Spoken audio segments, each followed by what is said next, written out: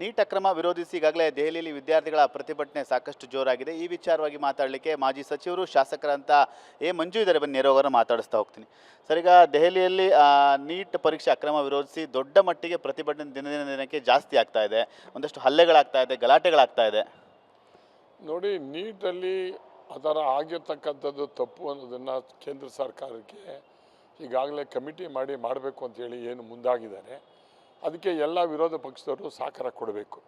ಅಂದರೆ ನೀಟ್ ಅಂತಕ್ಕಂಥದ್ದು ಬರೀ ಕೇಂದ್ರ ಸರ್ಕಾರ ಅಲ್ಲ, ಎಲ್ಲ ರಾಜ್ಯ ಸರ್ಕಾರಗಳಲ್ಲಿ ಕಾಂಗ್ರೆಸ್ ಇರ್ಬೋದು, ಇಂಡಿಪೆಂಡೆಂಟ್ ಪಾರ್ಟಿ ಇರ್ಬೋದು, ಎಲ್ಲ ಪಾರ್ಟಿಯವರು ಸೇರಿ ಈ ನೀಟಿನ ಎಕ್ಸಾಮನ್ನು ಆ ರಾಜ್ಯದಲ್ಲಿ ಮಾಡ್ತಾರೆ. ಇದು ಎಲ್ಲ ಕಡೆ ಆಗಿರ್ತಕ್ಕಂಥದ್ದು. ಈ ರೀತಿ ಆಗಬಾರ್ದು ಅಂತಕ್ಕಂಥದ್ದು ನಾನು ವಿದ್ಯಾರ್ಥಿ ಪರವಾಗಿ ಮಾತಾಡ್ತಾ ಇದ್ದೀನಿ. ಬಟ್ ಅಲ್ಲಿ ಪ್ರಚೋದನೆ ಮಾಡಿ ಅವರನ್ನು ಮುಂದಿಟ್ಕೊಂಡು ಈ ರಾಜಕಾರಣ ಮಾಡ್ತಕ್ಕಂಥದ್ದು ಇದೆಯಲ್ಲ ವಿರೋಧ ಪಕ್ಷದವರು, ಅದು ಒಳ್ಳೆಯ ಸಂಸ್ಕೃತಿ ಅಲ್ಲ. ಇದೇನು ಪಾರ್ಲಿಮೆಂಟಲ್ಲಿ ಡಿಬೇಟ್ ಮಾಡಿ ಕರೆದು ಮಾತಾಡಿ ಅದಕ್ಕೆ ಪರಿಹಾರ ಹುಡುಕುವಂಥದ್ದು, ಯಾರು ಕಲ್ಪ್ರಿಟ್ ಇದ್ದಾರೆ ಅವ್ರಿಗೆ ನೇರವಾಗಿ ಶಿಕ್ಷೆ ಆಗಬೇಕು. ಮುಂದಿನ ದಿನಗಳಲ್ಲಿ ಈ ರೀತಿ ವಿದ್ಯಾರ್ಥಿಗಳಿಗೆ ಅನ್ಯಾಯ ಆಗದಂಗೆ ನೋಡ್ಕೊಳ್ತಕ್ಕಂಥ ಜವಾಬ್ದಾರಿ ಆಡಳಿತ ಪಕ್ಷ, ವಿರೋಧ ಪಕ್ಷ ಎಲ್ಲರದ್ದು ಜವಾಬ್ದಾರಿ ಅಂತಕ್ಕಂಥದ್ದು ನನ್ನ ಅಭಿಪ್ರಾಯ. ಅಂದರೆ ಈಗ ಈ ಒಂದು ಪ್ರತಿಭಟನೆಯಲ್ಲಿ ವಿರೋಧ ಪಕ್ಷ ಕಾಂಗ್ರೆಸ್ ರಾಜಕೀಯ ಮಾಡ್ತಾ ಇದೆ ಅಂತೀರ? ಹಾಗಾದರೆ ನೋಡಿ, ಕಾಕ್ರೋಚ್ ಪಾರ್ಟಿ ಅಂತ ಹೇಳಿ ಪ್ರಾರಂಭ ಮಾಡಿ ಈಗ NDA ಮತ್ತು ಎಲ್ಲ ಪಕ್ಷದವರು ಕೂಡ ಅವ್ರಿಗೆ ಸಹಕಾರ ಕೊಡ್ತಾ ಇರ್ತಕ್ಕಂಥದ್ದು ನೋಡಿದರೆ ಎಲ್ಲೋ ಒಂದು ಕಡೆ ಹಿಂಬಾಗ್ಲಿಂದ ಅವ್ರಿಗೆ ಪ್ರಚೋದನೆ ಮಾಡಿ ಮಾಡ್ತಾ ಇರ್ತಕ್ಕಂಥದ್ದು ಅಂತದ್ದು ನನಗೆ ಅನ್ನಿಸ್ತದೆ. ಏನೇ ಆಗಿರಲಿ, ಮಕ್ಕಳದ ಭವಿಷ್ಯದ ಬಗ್ಗೆ ನಾವು ಸರ್ಕಾರ ಎಚ್ಚೆತ್ತುಕೊಂಡು ಕೂಡಲೇ ಅದನ್ನು ಪರಿಹಾರ ಕಂಡು ಯಾರು ಈ ಪ್ರಚೋದನೆಗೆ ಯಾರು ಮಾಡ್ತಾ ಇದ್ದಾರೆ ಅವ್ರಿಗೂ ಶಿಕ್ಷೆ ಆಗಬೇಕು. ಮತ್ತು ಇದು ಪ್ರಶ್ನೆ ಪತ್ರಿಕೆ ಏನು ಲೀಕ್ ಆಗಿದೆ, ಯಾರಿಂದ ಆಗಿದೆ, ಅವರನ್ನು ಸಾಕು ಮಾಡಬೇಕು ಅಂತಕ್ಕಂಥದ್ದು ನನ್ನ ಅಭಿಪ್ರಾಯ. ಇನ್ನೊಂದು ಕಡೆ ಈಗಾಗಲೇ ಬೆಂಗಳೂರಿನಲ್ಲೂ ಕೂಡ BJP ಶಾಸಕರ BP ಹರೀಶ್ ಅವ್ರ ಮೇಲೆ ಮೊಟ್ಟೆ ಹೊಡೆಯುವಂಥ ಕೆಲಸವಾಗಿದೆ. ನೋಡಿ, ಮೊಟ್ಟೆನ ಯಾರು ಬೇಕಾದ್ರೂ ಹೊಡಿಬೋದು, ಯಾರಿಗೆ ಬೇಕಾದ್ರೂ ಹೊಡಿಬೋದು. ಆದರೆ ಅದು ಒಳ್ಳೆಯ ಸಂಸ್ಕೃತಿ ಅಲ್ಲ.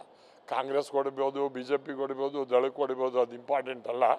ಈ ಸಂಸ್ಕೃತಿನ ನಾವು ಎಲ್ಲ ಪಾರ್ಟಿಯವರು ಅದನ್ನು ಅರಿತುಕೊಂಡು ಆ ಮೊಟ್ಟೆ ಹೊಡೆದ ತಕ್ಷಣ ಏನು ಇವರು ಹರೀಶ್ ಅವರೇನು ಸಣ್ಣವರೇನಾಗಲ್ಲ, ಅಲ್ಲ ಮೊಟ್ಟೆ ಹೊಡೆದನೇನು ಪೂರ್ತಿ ದೊಡ್ಡವಾಗಿ ಏನು ಸನ್ಮಾನ ಮಾಡಲ್ಲ. ಹೊಡೆಸ್ತೋ ಅಂತ ಹೇಳಿ ಬೇರೆಯವ್ರಿಗೆ ಖುಷಿ ಬರ್ಬೋದೇ ಹೊರತು ಈ ರಾಜಕಾರಣದಲ್ಲಿ ಈ ರೀತಿ ಆದಂಥ ಪ್ರಚೋದನೆ ಮಾಡಿ ಪಾಪದವ್ರಿಗೆ ಮಾಡ್ತಕ್ಕಂಥದ್ದು, ಸಿಕ್ಕಾಕೊಳ್ತಕ್ಕಂಥದ್ದು ಮಾಡ್ತಕ್ಕಂಥದ್ದು ಮಾಡಿಸ್ಬಾರ್ದು ಅಂಥದ್ದು ನನ್ನ ಅಭಿಪ್ರಾಯ. ಯಾರೇ ಪಕ್ಷದವರಾಗಿರಲಿ, ಎಂಥ ಸಂದರ್ಭದಲ್ಲಿ ಬರಲಿವೆ ಈ ರೀತಿಯಂಥ ಕೀಳ್ಮಟ್ಟಿಗೆ ಹೋಗ್ತಕ್ಕಂಥದ್ದು ತಪ್ಪು. ಅಂದರೆ ಈ ಥರ ಈ ಒಂದು ಮೊಟ್ಟೆ ಹೊಡೆಸೋದ ಸಂಸ್ಕೃತಿನ ಎಲ್ಲ ಪಾರ್ಟಿಯವರ ಯಾವುದೇ ಇದ್ರೂ ಕೂಡ ತಪ್ಪು ಅಂತೀರ? ಹಾಗಾದರೆ ನೋಡಿ, ಮೊಟ್ಟೆ ಹೊಡೆಯೋದಿದೆಯಲ್ಲ, ಹೊಡೆದೆ ಅಂತ ಖುಷಿ ಪಡ್ಬೋದು. ಆದರೆ ಪ್ರಜಾಪ್ರಭುತ್ವದಲ್ಲಿ ನಿಮಗೆ ಅಧಿಕಾರ ಇದೆ, ಪ್ರೊಟೆಸ್ಟ್ ಮಾಡೋದು, ವಿರೋಧ ಮಾಡೋದು, ಇದನ್ನೆಲ್ಲ ಮಾಡೋದು. ಅಂದರೆ ಮೊಟ್ಟೆ ಹೊಡೆಯೋದು, ಇನ್ನೊಂದು ಹೊಡೆಯೋದು ಅದು ಸಂಸ್ಕೃತಿ ಅಲ್ಲ. ಅದು ಕರ್ನಾಟಕದಲ್ಲಿ ನಾವು ಆ ರೀತಿ ಆದಂಥ ಸಂಸ್ಕೃತಿನ ಬೆಳೆಸ್ಕೊಂಡು ಮಾಡತಕ್ಕಂಥದ್ದು ಒಳ್ಳೆಯದಲ್ಲ. ಒಳ್ಳೆಯ ಸಂಪ್ರದಾಯ ಆಗಬೇಕು. ಯಾರೇ ಆಗಿರಲಿ, ಎಲ್ಲ ಯುವಕರಿಗೆ ಮತ್ತು ಪಾರ್ಟಿ ವರ್ಕರ್ಸ್ಗಳು ಹೇಳೋದಿಷ್ಟೇ, ನಿಮ್ಮ ಹೋರಾಟವನ್ನು ಮಾಡಿ, ತಪ್ಪು ಅಂತ ಹೇಳೋದಿಲ್ಲ. ಅದು ಮೊಟ್ಟೆ ಹೊಡೆದ್ಬಿಟ್ಟು ಇನ್ನೊಂದು ಮಾಡ್ತಕ್ಕಂಥದ್ದಕ್ಕೆ ನಿಮಗೆ ಕಿರೀಟ ಬರೋಲ್ಲ. ಮಾಡಿರ್ತಕ್ಕಂಥದ್ದು ತಪ್ಪು, ಯಾರು ಮಾಡಿದ್ದಾರೋ ಅವ್ರ ಮೇಲೆ ಕ್ರಮ ಆಗಬೇಕು ಅಂತ ಕೊಡೋದು ನಾನು ಒತ್ತಾಯ.